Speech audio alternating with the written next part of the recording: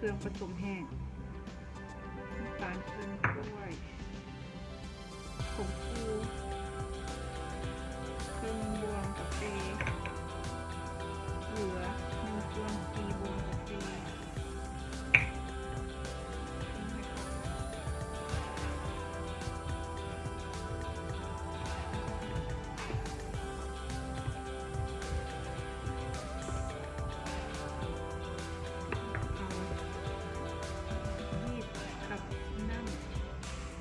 ที่ว่าเราผสมกัน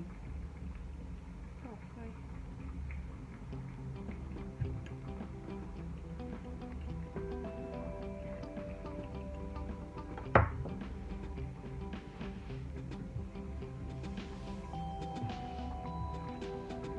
คนให้เข้ากัน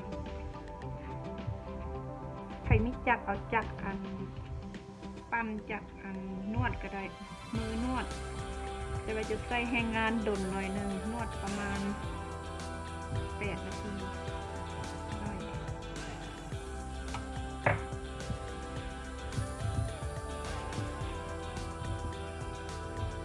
นวดเข้ากันแล้วทิ้งเติมอีกเติมจนน้ำมันหมดนวด8 นาที10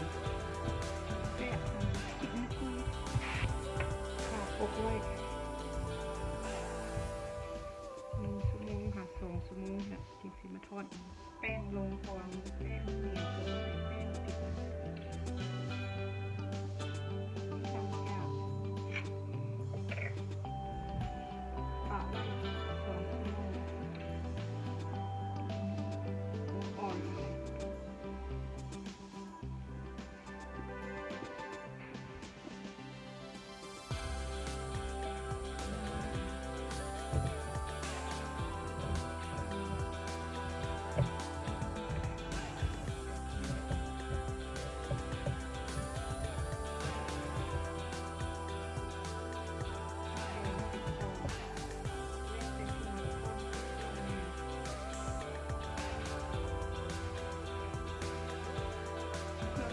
ใจอยากให้ก้อนงามพอกันเอาสั่งซิงว่าได้จะกรัมนี่ประมาณ60 กรัม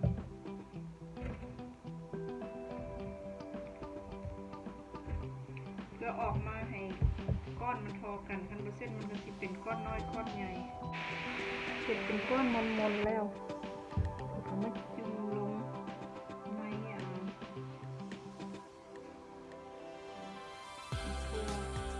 นตัวของเนื้อมาจุ่มลงในหม้อ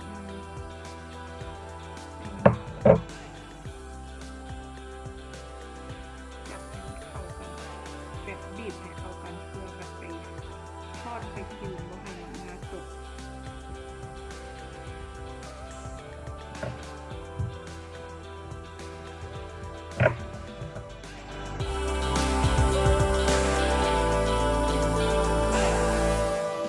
ลองน้ำมันว่าน้ำมันมันทอดได้ละบอท่านี่ลองแบบวิธีง่ายๆเขาเอาอันไม้ทูนี่จุ่มลงถ้าเห็นเป็นฟอดคือได้ไผ่บดก็เป็นแบบทอดนะขึ้นมาแสดงว่าน้ำมันนี่ทอดได้แล้วแต่ว่าห้อนพอสมควรแล้ว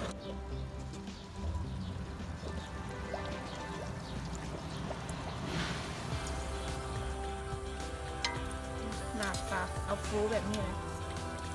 แล้วแต่บางเทือไฟห้อนลายค่ะบฟูขึ้นเทือไฟออนไลน์กับบฟูกันไฟต้องได้ขนาดให้มันพอดี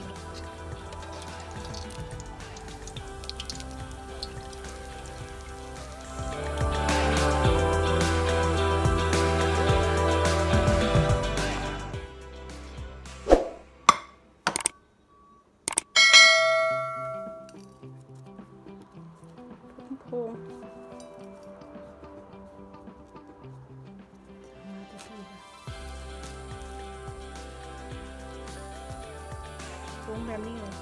เป็นแบบนี้เลย